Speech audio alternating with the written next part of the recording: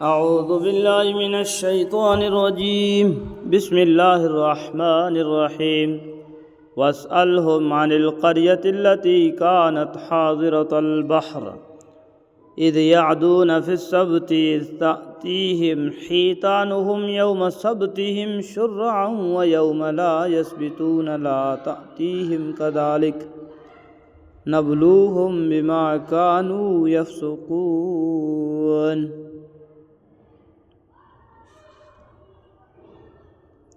اور ان سے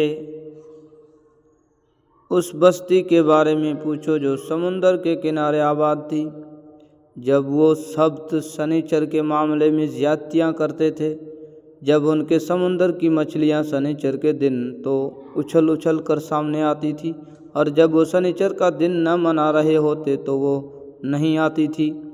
اس طرح ان کی مسلسل نافرمانیوں کی وجہ سے ہم انہیں آزماتے تھے۔ یہ واقعہ بھی اختصار کے ساتھ سورہ بقرہ میں گزرا ہے۔ خلاصہ یہ ہے کہ سنیچر کو عربی اور عبرانی زبان میں سبت کہتے ہیں۔ یہودیوں کے لیے اسے ایک مقدس دن قرار دیا گیا تھا، جس میں ان کے لیے معاشی سرگرمیاں ممنوع تھی۔ جن یہودیوں کا یہاں ذکر ہے وہ غالباً حضرت داؤد علیہ السلام کے زمانے میں کسی سمندر کے کنارے رہتے تھے اور مچھلیاں پکڑا کرتے تھے۔ سنیچر کے دن مچھلیاں پکڑنا ان کے لیے ناجائز تھا، مگر شروع میں انہوں نے کچھ ہیلے کر کے اس حکم کی خلاف ورزی کرنی چاہی، پھر کھلم کھلا مچھلیاں پکڑنی شروع کر دی۔ کچھ نیک لوگوں نے انہیں سمجھایا مگر وہ باز نہ آئے۔ بالآخر ان پر عذاب آیا اور ان کی صورتیں مسخ کر کے انہیں بندر بنا دیا گیا۔ سورہ بقرہ میں جو الفاظ استعمال ہوئے ہیں ان سے معلوم ہوتا ہے کہ یہ واقعہ اگرچہ موجودہ بائبل میں موجود نہیں ہے، لیکن عرب کے یہودی اس سے خوب اچھی طرح واقف تھے۔ جب کوئی قوم نافرمانی پر کمر باندھ لیتی ہے تو بعض اوقات اللہ تعالیٰ اسے ڈھیل دیتے ہیں، جیسا کہ آگے آیت نمبر 182 میں خود اللہ تعالیٰ نے بیان فرمایا ہے کہ سنیچر کے دن معاشی سرگرمیوں سے باز رہنا اپنی ذات میں کچھ اتنا ناقابل برداشت نہیں تھا، لیکن جس قوم کی سرشت ہی میں نافرمانی تھی، اس نے جب کسی معقول وجہ کے بغیر احکام کی خلاف ورزی شروع کی تو اللہ تعالیٰ نے یہ ڈھیل دی کہ سنیچر کے دن مچھلیاں اتنے افراط کے ساتھ نظر آنے لگی کہ یہ دوسرے دنوں میں اتنے افراط کے ساتھ نظر نہیں آتی تھی۔ تو اس سے ان کو نافرمانی کا اور حوصلہ ہوا، یہ وہ نہ سمجھے کہ یہ اللہ تعالیٰ کی طرف ڈھیل اور آزمائش ہے، اور انہوں نے ایسے ہیلے کیے کہ سنیچر کے دن مچھلی کی دم میں رسی اٹکا کر اسے زمین کی کسی چیز سے باندھ دیا اور اتوار کے دن اسے پکا کر کھایا۔ جب ان ہیلوں سے نافرمانی کا حوصلہ بڑھا تو کھلم کھلا شکار شروع کر دیا۔ تو اس سے یہ سبق ملتا ہے کہ اگر کسی شخص کو گناہ کے وافر مواقع میسر آ رہے ہوں تو اسے ڈرنا چاہیے کہ یہ کہیں اللہ تعالیٰ کی طرف سے ڈھیل نہ ہو جس کے بعد وہ ایک دم پکڑ لیا جائے۔ وَإِذْ قَالَتْ أُمَّةٌ مِّنْهُمْ لِمَ تَعِظُونَ قَوْمًا اللَّهُ مُهْلِكُهُمْ أَوْ مُعَذِّبُهُمْ عَذَابًا شَدِيدًا قَالُوا مَعْذِرَةً إِلَىٰ رَبِّكُمْ وَلَعَلَّهُمْ يَتَّقُونَ۔ اور وہ وقت انہیں یاد دلاؤ جب انہی کے ایک گروہ نے دوسرے گروہ سے کہا تھا کہ تم ان لوگوں کو کیوں نصیحت کرتے ہو، ان لوگوں کو کیوں نصیحت کر رہے ہو جنہیں اللہ یا تو ہلاک کرنے والا ہے یا کوئی سخت قسم کا عذاب دینے والا ہے۔ دوسرے گروہ کے لوگوں نے کہا کہ یہ ہم اس لیے کرتے ہیں تاکہ تمہارے رب کے حضور بری الذمہ ہو سکیں اور شاید اس نصیحت سے یہ لوگ پرہیزگاری اختیار کر لیں۔ دراصل ان لوگوں کے 3 گروہ ہو گئے تھے۔ ایک گروہ مسلسل نافرمانی پر کمر باندھے ہوئے تھا، دوسرا گروہ شروع میں انہیں سمجھاتا رہا اور جب نہ مانے تو مایوس ہو کر بیٹھ گیا، اور تیسرا گروہ مایوس ہونے کے بجائے بددستور انہیں نصیحت کرتا رہا۔ اب دوسرے گروہ نے تیسرے گروہ سے کہا جب یہ لوگ مسلسل نافرمانی پر کمر باندھے ہوئے ہیں تو اس سے معلوم ہوتا ہے کہ ان پر اللہ تعالیٰ کا عذاب آنے والا ہے، اس لیے ان کو سمجھانا وقت ضائع کرنا ہے۔ یہ تیسرے گروہ کا جواب ہے اور بڑا عارفانہ جواب ہے۔ انہوں نے اپنی کوششیں جاری رکھنے کی دو وجہیں بیان فرمائی۔ انہوں نے اپنی کوششیں جاری رکھنے کی دو وجہیں بیان کی۔ ایک یہ کہ ہمارے نصیحت کرتے رہنے کا پہلا مقصد تو یہ ہے کہ جب اللہ تعالیٰ کے سامنے ہماری پیشی ہو تو ہم یہ کہہ سکیں کہ یا اللہ، ہم اپنا فریضہ ادا کرتے رہے تھے، اس لیے ہم ان کے جرائم سے بری و ذمہ ہیں۔ اور دوسرا مقصد یہ ہے کہ ہم اب بھی یہ امید رکھتے ہیں کہ شاید کوئی اللہ کا بندہ ہماری بات سن لے اور گناہ سے باز آ جائے۔ تو اللہ تعالیٰ نے ان کا یہ جواب خاص طور پر نقل فرما کر ہر مسلمان کو متنبہ فرمایا ہے کہ جب معاشرے میں نافرمانی کا دورہ ہو جائے تو ایک مسلمان کی ذمہ داری صرف یہ نہیں ہے کہ وہ اپنے آپ کو بچا لے، بلکہ دوسروں کو رائے راست کی دعوت دینا بھی اس کی ذمہ داری ہے، جس کے بغیر وہ مکمل طور پر بری و ذمہ نہیں ہو سکتا۔ اور دوسرا نقطہ یہ ہے کہ حق کے ایک داعی کو کبھی مایوس ہو کر نہیں بیٹھنا چاہیے، بلکہ اس امید کے ساتھ اپنا پیغام پہنچاتے رہنا چاہیے کہ شاید کوئی اللہ کا بندہ بات سمجھ جائے۔ فَلَمَّا نَسُوا مَا ذُكِّرُوا بِهِ أَنجَيْنَا الَّذِينَ يَنْهَوْنَ عَنِ السُّوءِ وَأَخَذْنَا الَّذِينَ ظَلَمُوا بِعَذَابٍ بَئِيسٍ بِمَا كَانُوا يَفْسُقُونَ۔ پھر جب یہ لوگ وہ بات بھلا بیٹھے جس کی انہیں نصیحت کی گئی تھی، تو برائی سے روکنے والوں کو تو ہم نے بچا دیا، اور جنہوں نے زیادتیاں کی تھی ان کی مسلسل نافرمانی کی بنا پر ہم نے انہیں ایک سخت عذاب میں پکڑ لیا۔ فَلَمَّا عَتَوْا عَمَّا نُهُوا عَنْهُ قُلْنَا لَهُمْ كُونُوا قِرَدَةً خَاسِئِينَ۔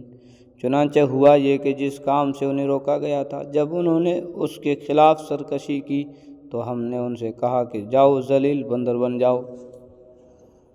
اس کا مطلب یہ ہے کہ ان کی صورتیں مسخ کر کے انہیں واقعی بندر بنا دیا گیا۔ ہمارے دور کے بعض لوگ اس قسم کی باتوں پر یقین کرنے کے بجائے قرآن کریم میں تاویلات بلکہ تحریفات کا دروازہ کھول دیتے ہیں۔ عجیب بات یہ ہے کہ جب ڈارون کسی قطع دلیل کے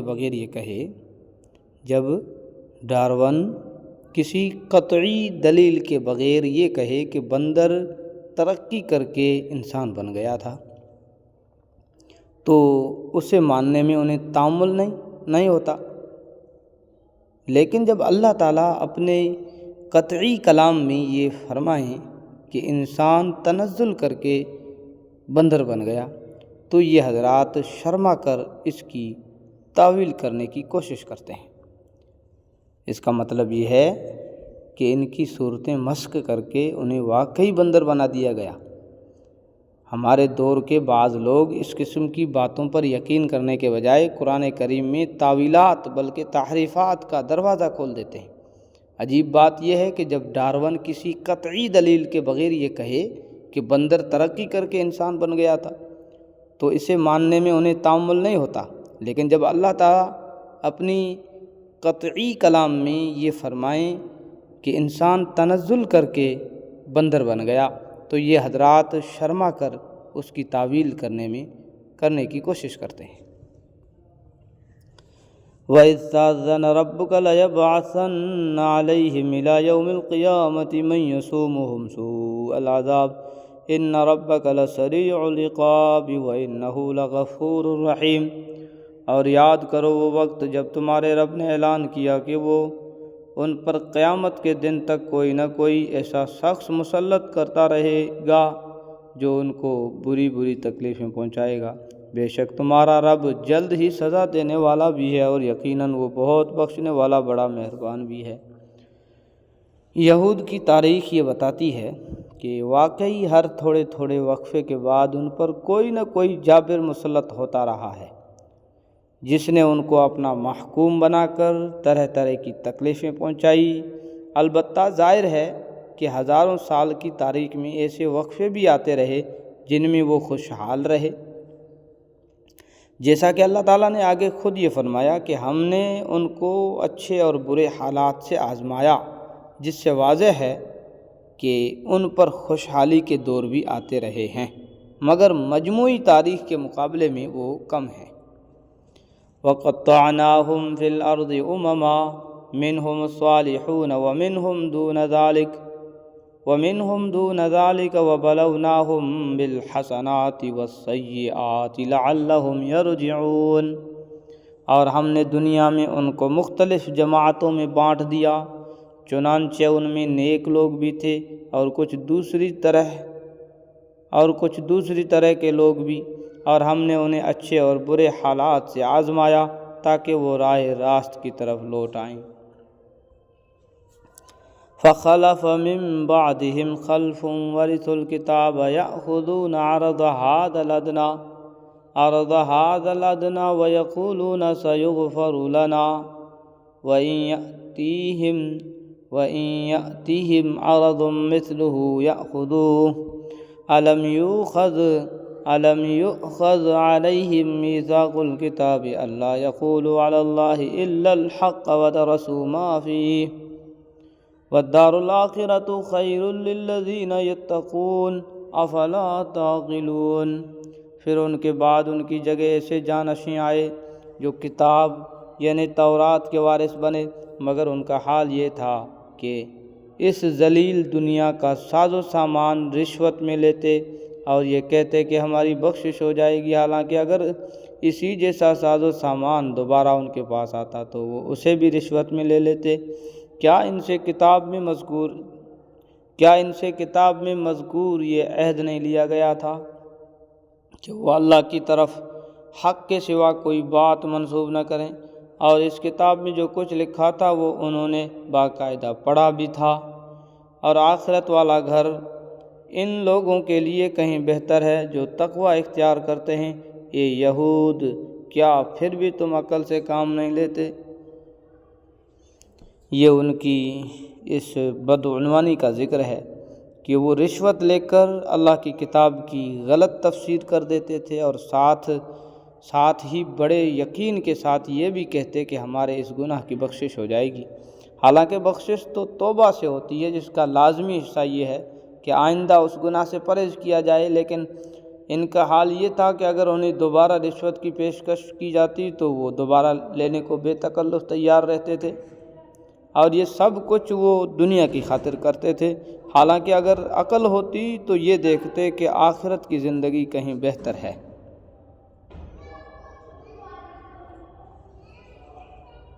والذین یمسکون بالکتاب واقاموا الصلاۃ انا لا نضیع اجر المصلحین۔ اور جو لوگ کتاب کو مضبوطی سے تھامتے ہیں اور نماز قائم کرتے ہیں تو ہم ایسے اصلاح کرنے والوں کا اجر ضائع نہیں کرتے۔ وَإِذْ نَتَقْنَا الْجَبَلَ فَوْقَهُمْ كَأَنَّهُ ظُلَّةٌ وَظَنُّوا أَنَّهُ وَاقِعٌ بِهِمْ خُذُوا مَا آتَيْنَاكُمْ بِقُوَّةٍ وَاذْكُرُوا مَا فِيهِ لَعَلَّكُمْ تَتَّقُونَ۔ اور یاد کرو جب ہم نے پہاڑ کو ان کے اوپر اس طرح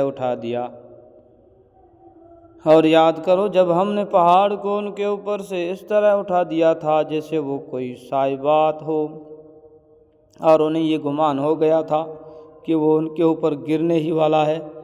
اس وقت ہم نے حکم دیا تھا کہ ہم نے تمہیں جو کتاب دی ہے اسے مضبوطی سے تھامو اور اس کی باتوں کو یاد کرو تاکہ تم تقوی اختیار کر سکو۔